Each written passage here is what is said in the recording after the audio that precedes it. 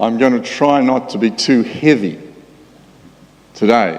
I am not an historian, and there are historians here in our congregation today, even art historians. So I hope it's not going to sound like a lecture. I'll try and keep it light. My memory of Waitangi Day goes right back to when I was a little boy living in Whangarei at Faux Valley Primary School. We used to call it Wow Valley. And some of my mates were Maori kids, but we never differentiated. They were my mates, and I accepted them. Didn't look at the colour of their skin. Well, I was nearly as brown as them anyway. And there wasn't a division at all. And I remember just about every summer we would go up to Waitangi for Waitangi Day. Not to be there for the dawn service, interesting service this year, but just to enjoy the day, to enjoy Maori culture, to see the waka come in. It was fantastic. It was a day of celebration. And I want us to have a look at these two words beginning today. Treaty, the Treaty of Waitangi, or Te O Treaty Waitangi, and covenant. And covenant. Because in the Bible, of course, and in our Christian faith, the covenant is a word we see more often than treaty. But for those of you who may not be familiar with things, here we have it, the signing of the treaty way back in 1840. Do you realise how close that is to the beginning of this church? This church began in 1847. Goes that far back. The treaty wasn't even signed. A little bit of background. When I was doing anthropology at Auckland University a long time ago, missionaries at the beginning of our country's European history got a really hard time. They'd mucked it up. They'd brought Christianity, and that was terrible for the tangata whenua. But if you dig a little deep, you don't even have to go very far. It was the missionaries who wanted to establish this treaty because they were afraid of what was happening to the tangata whenua, the Maori people, because of the arrival of traders and soldiers and colonialists. And they wanted to protect them. And they wanted to have a rule of law that did not exist. And so we have people like Henry Williams and William Williams and James Williams, no relatives of mine, unfortunately, although I did want to call one of my sons William Williams. But I was voted out by my wife and the other siblings. So we got a goat and we called him William. Back to Waitangi. Did you know these missionaries became fluent in Maori straight away? They were the ones, Henry Williams translated the English treaty into Te Reo. He did it, he wrote it. And they were the ones that encouraged the 40 rangatira, the 40 chiefs, to come. And they were the ones who explained the treaty to the Maori. Now, of course, some skeptics will say, they didn't tell the whole story, and there were words that were misunderstood. And those debates have gone on over the years. Many of the chiefs trusted the early missionaries, these early Christians. And they went down the country to the other iwi groups, the other tribes, with Maori leaders that they knew and had relationships. They would come down the country and encourage the other groups to sign the treaty. So it didn't all happen on that 6th of February, but it happened. There's a photo of what's left of the original. It's somewhere down in Wellington. I don't think it's in Te Papa. It is in Te Papa? You've just been there, have you, Jennifer? Okay. All right, it is there.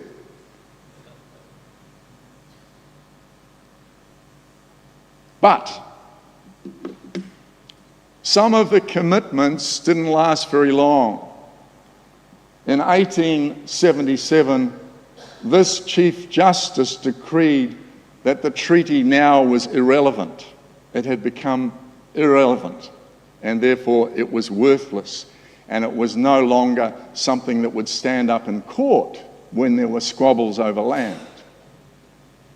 And you can see in the ensuing years that there were problems, and there were a lot of injustices that occurred. Treaty, covenant, are they the same word?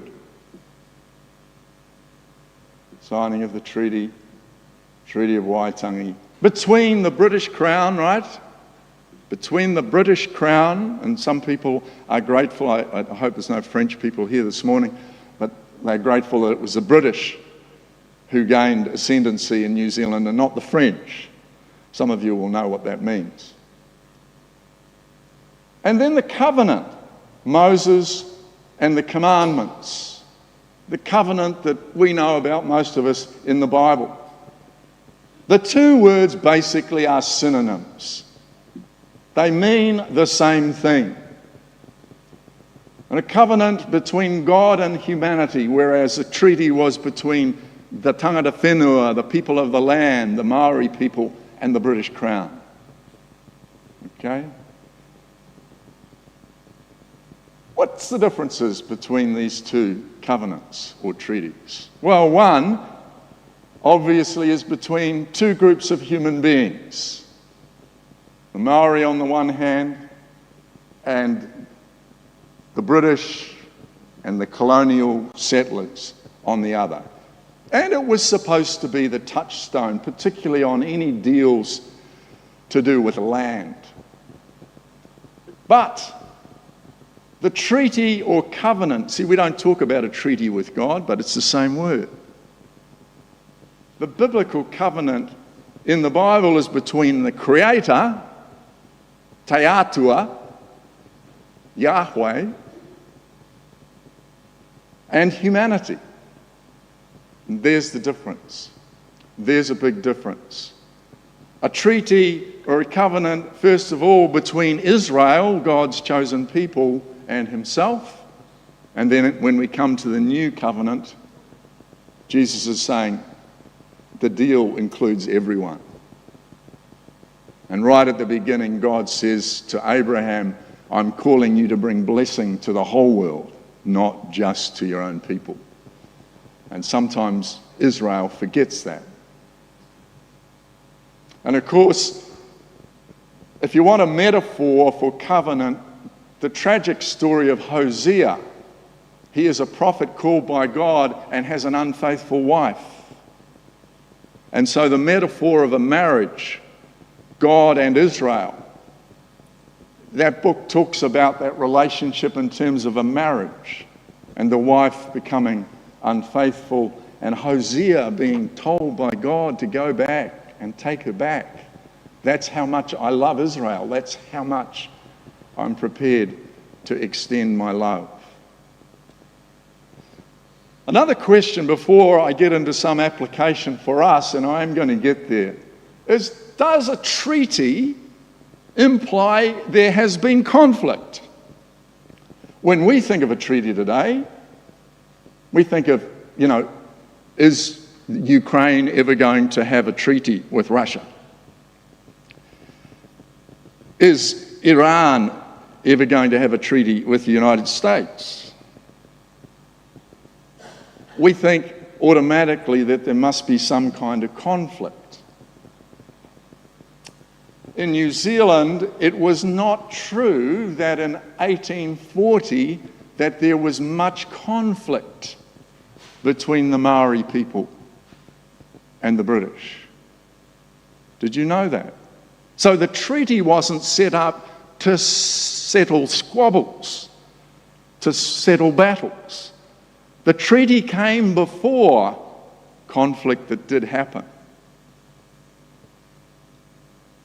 It was a treaty set up, I was going to say 10 years after the signing of the Treaty of Waitangi. The musket wars occurred, mainly up north. Maori got hold of muskets, they traded food for muskets, and they fought each other, and they massacred each other, tribe dominating tribe. And it was a terrible time for 10 years. Thousands of slaves ended up coming up into the Bay of Islands. And the missionaries, they were really the first Christian churches, were set up by these dispossessed people. And there were the Maori wars later on that were against the British Crown in Taranaki and Waikato and in the East Coast, Tūhoe. Tūhoe people never signed the treaty. They never signed the treaty. I don't think they have, even today. And of course, that area beyond Whakatane, that valley, for a while was portioned off. And if you weren't part of the Tūhoe nation, you couldn't go there. And that was last century. So really, before the treaty, I guess I'm emphasising the Treaty of Waitangi was more about an agreement between two people, promises together. It was hoped that that would stop any future conflict. Is it true in the Bible that God's covenant, God's treaty with humanity was brought about because of conflict? And initially I thought, no, that's not right. It doesn't make sense.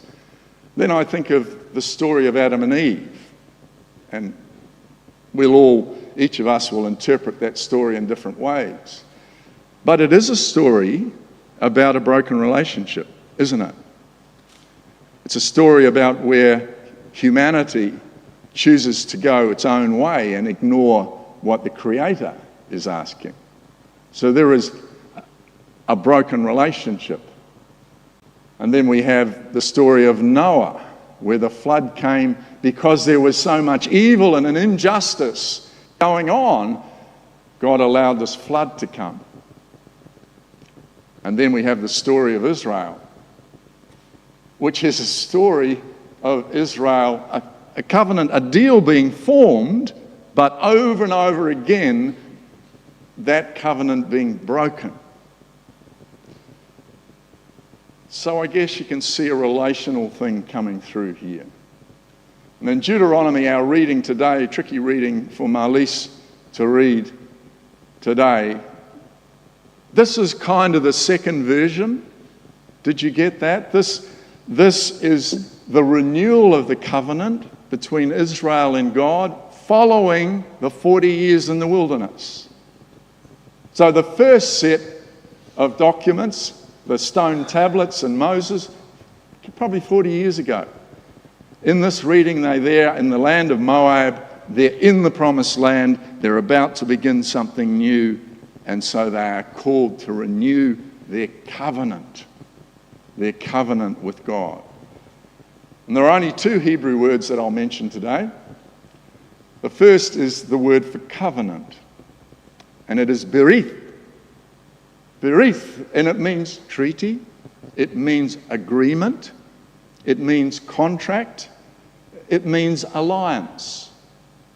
So we kind of take out the sense of, there's warfare and there needs to be peace. And the rest of, I'm not going to dive into this, but that extra bit of the Deuteronomy reading were the conditions whereby the people would commit to God and be faithful. And it's pretty brutal, isn't it? Because if you remember that reading, Deuteronomy tells of the consequences of not keeping the contract for Israel. And it was almost like a prophetic message. if you go my way, then all will be well. If you don't, then great calamity will come upon you. Now, I don't have a view that God intentionally sends lightning to zap us when we go off the rails. But I do believe the consequences of us not following his way, his ways, his rules, will bring calamity upon us. If we choose, because we see something fancy in the shops, in Glassons or somewhere like that, and we steal it, we might get away with it for a while, but eventually we'll get caught. If we decide to drive our motor vehicles well over the limit, we might get away with it occasionally, but eventually we'll either have an accident or we'll get busted and lose our license. You get the picture? I don't believe in a God who sends lightning down upon people and zaps them when they step out of line. I think we suffer the consequences of our own waywardness and at times stupidity. All right, that's all the sort of heavy stuff. We now get to the reading from Hebrews, which of course is a quote from Jeremiah 31. In the Old Testament, Jeremiah says there is coming a day when all of this is going to change. All the rules and regulations, it's not that we don't any longer have any rules to follow, but our way to God is not by ticking the box, the Levitical law and all of that. And the themes that leap out for us in this new covenant are grace. There's an emphasis here that the old ways haven't worked, and God is going to do something new that doesn't depend upon us.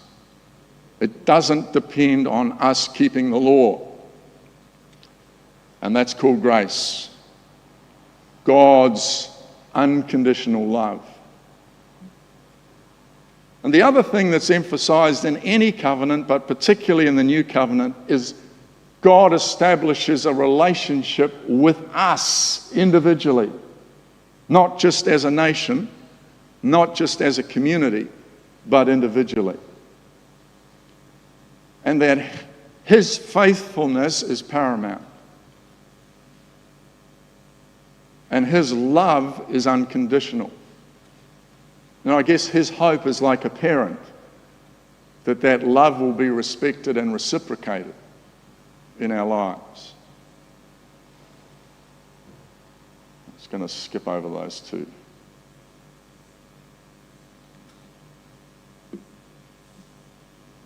When we think about God's covenant with us, it is corporate, but it is also very, very individual. It isn't about rules and regulations. And that kind of sets us apart from most other religions. If I've got it right, and some of you know more about the Islamic faith, to be a good Muslim and to do your 5 times a day prayer, to obey all the rules, is your path to salvation with Allah. The Judaistic faith is very dependent upon you being righteous through your actions. And that is the way to God's heart. The new covenant turns everything upside down. And it first of all announces that the ultimate sacrifice has been made on your behalf. And now it's all about trust and God's relationship with you and accepting the grace that he has provided for you. It doesn't mean that you become an antinomian. In other words, you don't have any rules. But the embrace of God's love is the thing that should change our hearts. I had a whole lot of notes on what the Greek says. Renewal of your hearts and minds. I'm not going to go there today. But that's what God is promising, that through the work of His Spirit in your hearts and minds, you will be transformed. And therefore, being His follower will come naturally to you, even though there'll be times when you muck up and when you fall off the path and you have to pick yourselves up, or someone will help you back on the track again, dust you off and set you on again. As far as the Treaty of Waitangi is concerned, surely our hope is that, the Maori and the rest of New Zealand, we can get on into the future. But for us with God, it's about the renewal of our hearts and minds through His activity, not our effort, and be in relationship with God in the now. And this is probably the most important thing I'm going to say before I stop. God's pledge is to stick with you, stick with us in the tough times and the great times. In our failures, and there will be failures, and if you're not failing, you're probably not trying hard enough. He'll be with us in our failures and our successes. And He will be with us in our tragedies as well as in our triumphs. That is the promise of the new covenant that Christ brought into reality. Let's embrace that in our lives so that our lives will be strengthened and encouraged, knowing that we walk in God's grace.